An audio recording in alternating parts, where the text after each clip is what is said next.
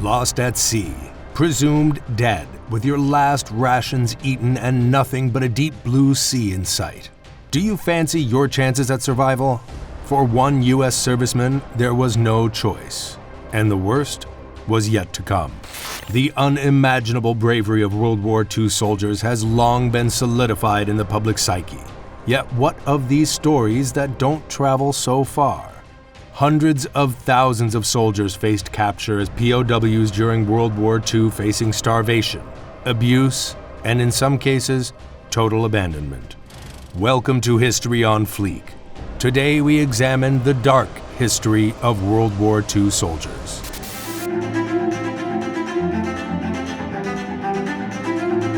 The name Yevgeny Stepanovich Kobyatev may not be a fixture in the history books of World War II, but his image is a famed capture of the entire war's darkness. Kobyatev was a young man of a desirable upbringing in the early 20th century Russia. Born in December 1910 in Altai, southern Russia, Kobyatev became a graduate of Kiev's State Art Institute with a passion and dream for painting. He was working as a teacher across rural Russia when the Soviet Union was invaded by the Nazis in 1941. Enlisting to defend his homeland, Kobyatev fought in a regiment responsible for the defense of Pripyat. However, his fate would take a turn for the worse in September of 1941. After taking a leg injury in combat, he was captured by German forces and imprisoned at the brutal concentration camp in Korol. Notoriously labeled the Korol Pit, the site of an old brick factory was the grounds for a derelict site imprisoning close to 100,000 people. The camp had only a single barrack for all its inhabitants. The barrack itself was in a state of severe disrepair, with slanting support posts and rotting fixtures. In the majority, the prisoners would be left outside in the rain and harsh weather conditions. The rest managed to cramp themselves inside the single barrack. People were packed in the barracks without room to move, squeezed together, struggling to breathe in a swamp of sweat and stench. It's believed that 90,000 of the prisoners taken to the Korol Pit died there. Kobyatev somehow survived the camp and returned to the Red Army.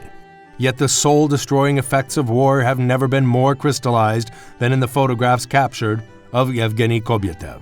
The famous side-by-side is one taken in 1941 before he entered combat and one taken 4 years later in 1945. The latter image is nearly of an entirely different man, a face sunken with malnourishment, a brow lined with advanced aging, and eyes haunting the viewer with a 1,000-yard stare. In a time of shallow and tasteless before and after photos, Kobyatev's photos are an important document for the whole of history.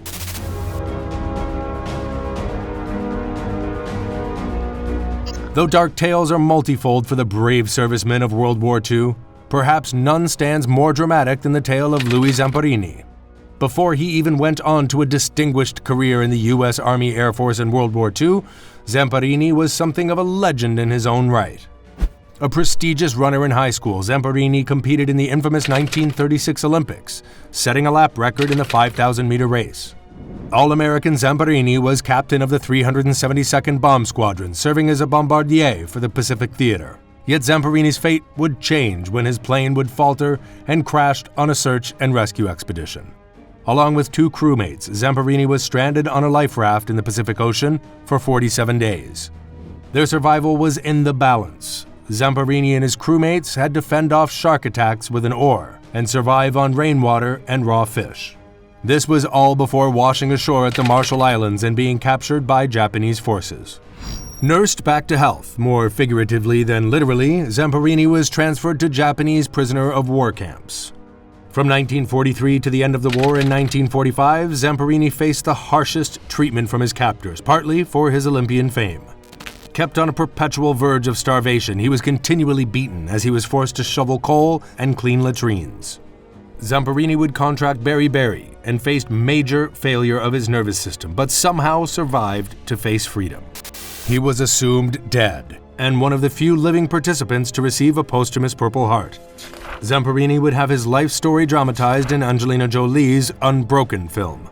A title fittingly earned from a war hero, yet like so many other POWs, Zamperini would struggle with post-traumatic stress for years to come.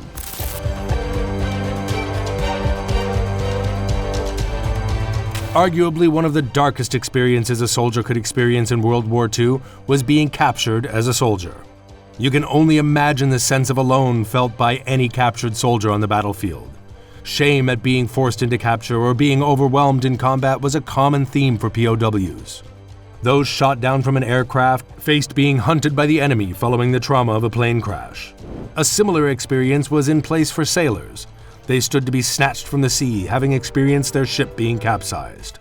Many captured would quietly hope to find allies in the same position.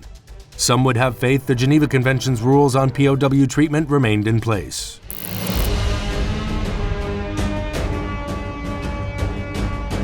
German prisoner of war camps were known as Oflachs, the camps for officers, and Stallachs, camps for officers and enlisted soldiers. There were also Marlachs for soldiers and seamen captured during the war. Before being sent to POW camps, transitory camps, Gulags, were set up by German authorities.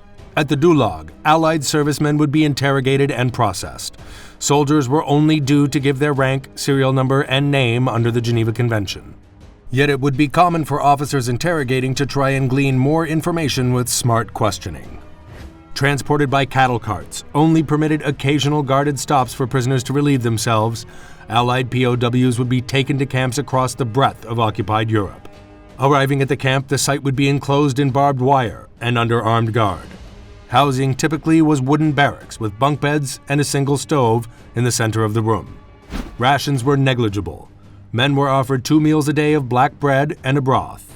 While Red Cross deliveries were to take place for these beleaguered men, these were rare and couldn't be counted on. Hunger and a concurrent physical weakness soon took hold of Allied prisoners. A daily roll call of parade was the only mandatory requirement for prisoners. Captured officers were not put to hard labor, but soldiers most definitely were. Ultimately, Axis forces followed the Geneva Convention in the majority of their treatment of British and American soldiers. Yet the majority of captured Allied soldiers were weakened physically, unable to escape, and dreaming of life after wartime. More than 170,000 British POWs were captured by Axis forces during World War II.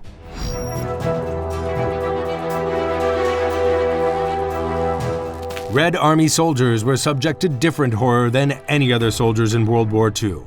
In August 1941, Joseph Stalin issued Order No. 270, which entirely changed the landscape for any Russian going to fight for the Red Army.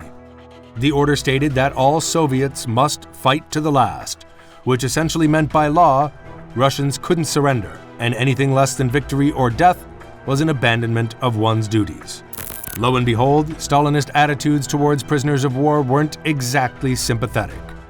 The grim quote attributed to Stalin is said to have been, "There are no prisoners of war, only traitors." Statistics gained from the KGB by Russian historians give an account that fits the Stalinist vision. Of the nearly 2 million Soviet soldiers captured in World War II, around 250,000, over 200,000 soldiers, were sent to the Gulag after. Quite amazingly, these soldiers who went out to fight and die for their country would have remained in the Gulag for the following decade. Only in 1955, during the de-Stalinization period, did the Gulag prisoners face amnesty.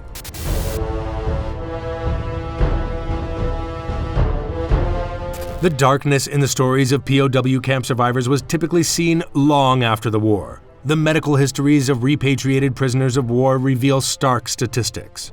The forced malnutrition and trauma of POWs had the power to alter health behaviors and outcomes for the future.